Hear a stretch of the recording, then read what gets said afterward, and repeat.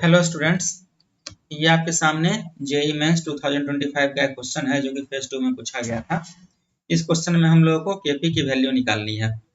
तो उसके पहले हम लोग देख लेते हैं कि इस क्वेश्चन में इंफॉर्मेशन क्या दिया हुआ है। ये आपको एक रिएक्शन दिया हुआ है। इस रिएक्शन में स्टार्टिंग में हम लोगों ने 0.1 मोल ऑफ कार्बन मोनोऑक्साइड लिया है, जो कि वॉल्यूम ऑफ द फ्लास्क जो हम लोगों ने लिया है वो 2 dm³ है।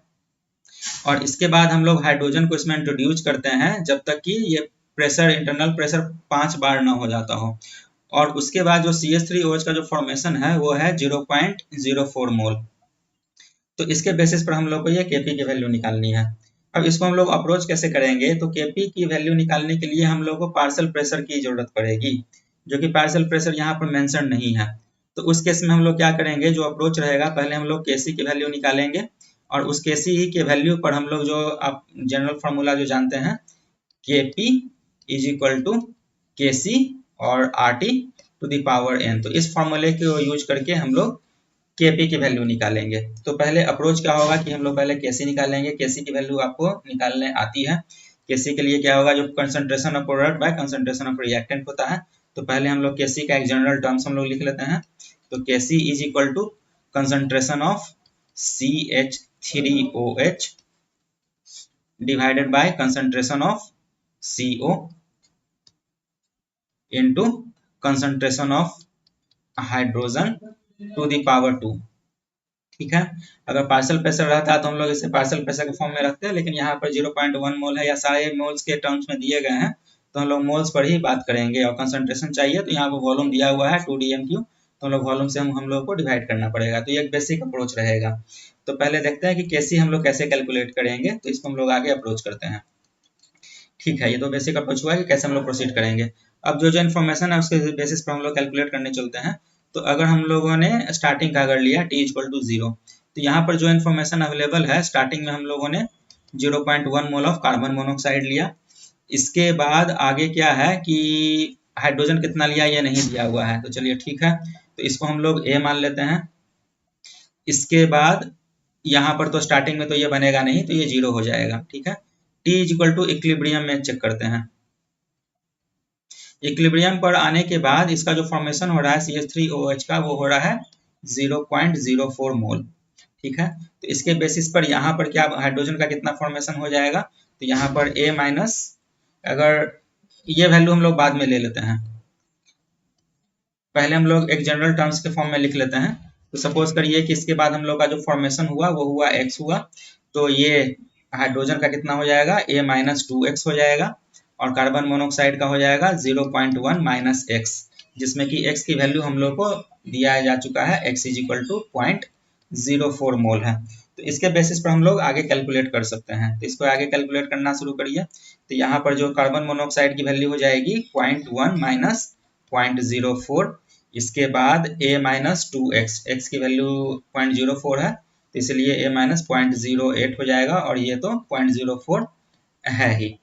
तो इसके बेसिस पर ये जो कैलकुलेशन हम लोग करेंगे, तो ये कार्बन मोनोऑक्साइड का इक्विलिब्रियम पर आ जाएगा 0.06, ये a की वैल्यू, ओके ठीक है, इसको इस टर्म में ही रखते हैं, a माइनस 0.08 और यहाँ पर 0.04। इसके आगे और भी इसको कैलकुलेशन कर सकते हैं, तो ये हो जाएगा इसको। तो इस बेसिस पर हम लोग पहले देखते हैं कि यहाँ पर a हम लोग को निकालना पड़ेगा। a हम लोग को पता नहीं है, तो पहले इस a को कैलकुलेट करने की कोशिश करते हैं कि ये कैसे हम लोग कैलकुलेट करेंगे। तो पहले हम लोग टोटल नंबर ऑफ मोल्स निकाल लेते हैं कि इक्विलिब्रियम पर टोटल नंबर ऑफ मोल्स कितने हैं। तो टोटल नंबर ऑफ मोल्स के लिए moles of carbon monoxide plus hydrogen plus CH3OH, तो यहाँ पर टोटल मोल्स एक देख लीजिए, total moles is equal to 0.06 plus a minus 0.08 और प्लस 0.04। तो इसके बेसिस पर अगर हम लोग देखते हैं तो इसकी जो वैल्यू आ जाएगी वहां पर 0.06 प्लस 0.04, तो ये हो जाएगा 0.1, और 0.1 माइनस 0.08, तो ये हो जाएगा समथिंग a प्लस 0.02। अब इस a की वैल्यू हम लोग को निकालनी है, तो इसमें और क्या क्या डाटा दिया हुआ है जरा चेक करिए। तो सिंस कि यहाँ पर एक और कंडीशन दिया हुआ है कि ये हम लोग सिस्टम को आइडियल बिहेवियर के अकॉर्डिंग ही फॉलो करना है।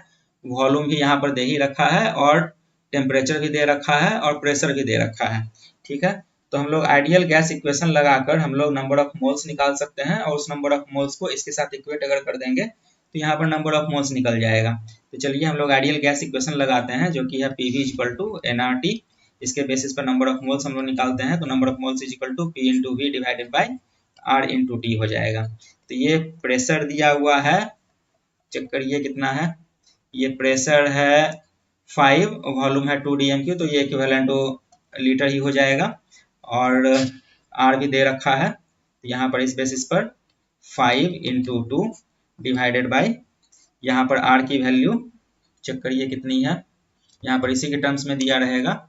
यहाँ पर R की वैल्यू उन्होंने दे रखी है 0.08 dmq, क्योंकि वॉल्यूम भी dmq में है, तो यहाँ पर भी 0.08 ही हो जाएगा, तो यूनिट में कुछ चेंज करने की जरूरत नहीं है। तो 0.08 into temperature, temperature is equal to यहाँ पर भी दे रखा है 500 केल्विन। हाँ 500 केल्विन। तो इसको हम लोग आगे सॉल्व करते हैं। तो इसे जब आप सॉल्व करने जाएंगे तो यहाँ पर इसकी जो वैल्यू आएगी वो आएगी 0.25। इसको आप सॉल्व करके चेक कर सकते हैं, मैंने सॉल्व कर लिया इसलिए यहाँ पर मैंने डायरेक्टली से ले लिया है। तो इसके बेसिस पर आप यहाँ पर जो टोटल नंबर ऑफ मोल जो आया था A प्लस 0.02, तो ये इक्वेट कर सकते हैं टोटल नंबर ऑफ मोल से। तो इज इक्वल टू यहाँ पर हो जाएगा A plus 0.02 is equal to total number of mole जो कि है 0.25। तो यहाँ से हम लोग को A की वैल्यू निकल गई जो कि है 0.23। ठीक है, तो अब ये A की वैल्यू जब निकल गई है तो फिर यहाँ से हम लोग डायरेक्टली A की वैल्यू पुट करके सभी का कंसंट्रेशन हम लोग यहाँ पर निकाल सकते हैं। ठीक है, तो यहाँ पर फिर से हम लोग सबका कंसंट्रेशन अगर हम लोग यहाँ पर पुट करना चाहें तो इसको हम लोग यहाँ से खत्म कर देते हैं। तो A की वैल्यू, ये कार्बन मोनोऑक्साइड की वैल्यू जो है वो तो 0.06 तो हो ही गई, और A की वैल्यू यहाँ पर हम लोगों ने निकाला था 0.23। तो इसके बेसिस पर जब यहाँ पर हम लोग इसको माइनस करेंगे तो ये कितना आ जाएगा, इसको आप माइनस करके देखिए। 0.23 माइनस 0.08।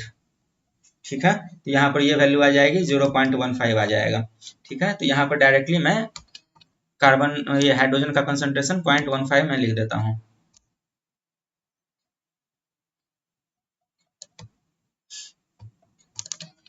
तो ये कंसंट्रेशन हम लोग के पास आ गया 0.15। अब यहाँ से सारे के कंसंट्रेशन हम लोग को मिल चुके हैं, अब बस हम लोग को इक्वेशन पुट कर देना है। अब क्वेश्चन हम लोग का काफी आसान हो गया है। तो इस फॉर्मूले पर हम लोग पुट करेंगे। तो एक बार फिर से हम लोग ये करते हैं। तो Kc की वैल्यू कैसे निकालेंगे, तो Kc is equal to concentration of, यहाँ पर CH3OH divided by concentration of CO into concentration of hydrogen का होल स्क्वायर। तो कंसंट्रेशन ऑफ CH3OH का तो दिया ही हुआ था, ये था 0.04। बट एक चीज आपको ध्यान रखना कि ये नंबर ऑफ मोल से निकला है।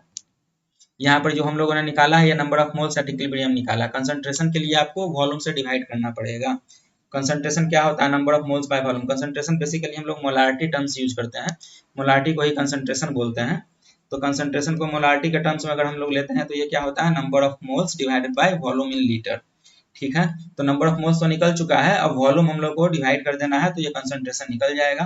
तो वॉल्यूम यहाँ पर 2 dmq है, तो आपको वॉल्यूम से सारे को डिवाइड करने पड़ेंगे।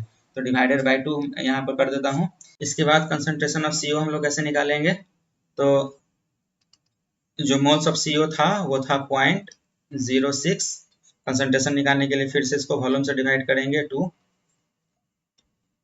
इसका कंसंट्रेशन ऑफ H2 के लिए number of moles of hydrogen, तो ये आया था 0.15, और इसको वॉल्यूम से फिर से डिवाइड करेंगे 2, और टू दी पावर यहाँ पर 2 हो जाएगा। इसको जब आप सॉल्व करने जाएंगे तो इसकी वैल्यू कुछ आएगी अराउंड 118.251। इस Kc के निकल जाने के बाद अब Kp निकालना काफी आसान हो गया है। अब जस्ट हम लोग को फॉर्मूला में पुट कर देना है और Kp की वैल्यू हम लोग को निकाल लेनी है। तो हम लोग फॉर्मूला जो लिखेंगे यहाँ पे, Kp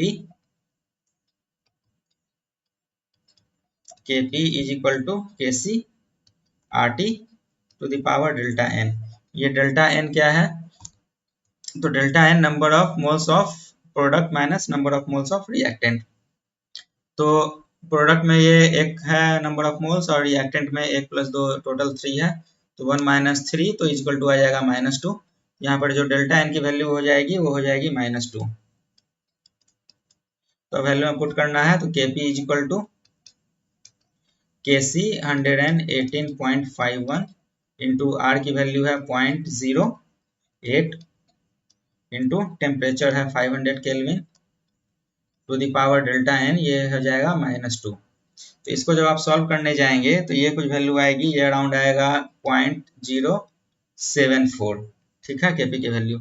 हम लोग क्वेश्चन के अकॉर्डिंग जब हम लोग इसे देखते हैं तो क्वेश्चन में आपको ये पूछ रहा है केपी की वैल्यू निकालनी है, ये जो ब्लैंक है इंटू 10⁻³ नियरेस्ट इंटीजर के फॉर्म में आपको निकालना है। तो अगर इसको हम लोग 10⁻³, अब ये काफी आसान हो गया, अब ये ट्रिवियल है, आप खुद से कर सकते हैं। तो 10⁻³ के फॉर्म में इसे कैसे करेंगे, तो ये 1 2 3 10⁻³ के फॉर्म में 3 डेसिमल तो ऑलरेडी है ही, इसे हम लोग डायरेक्ट लिख सकते हैं 74 इंटू 10⁻³ तो जो क्वेश्चन जो पूछ रहा है कि जो ब्लैंक आपको पूछ रहा है वो ब्लैंक क्या है, तो यहाँ पर जो आंसर इस फॉर्म में हम लोग को आ चुका है, तो जो आंसर यहाँ पर आ जाएगा वो हो जाएगा 74। होप कि आप लोगों को ये समझ में आया होगा।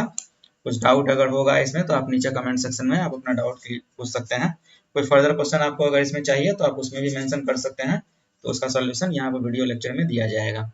ठीक है, ओके, थैंक यू।